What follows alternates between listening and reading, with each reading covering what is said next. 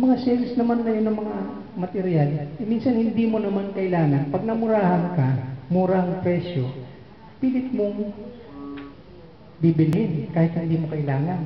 Pag uwi mo sa bahay, tatambak mo lang sa isang tabi. Hindi practical. Hindi mo na kailangan, bibili mo pa rin. We should not accumulate and merely store what we do not use. Yan yung mga aral na simplicity of lifestyle. Sharing our resources. Everything we have belongs to God and is due to God's blessings. We are merely stewards.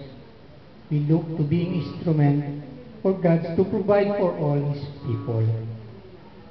We should contribute to our share of equitable distribution of the world's food so that no one is in need.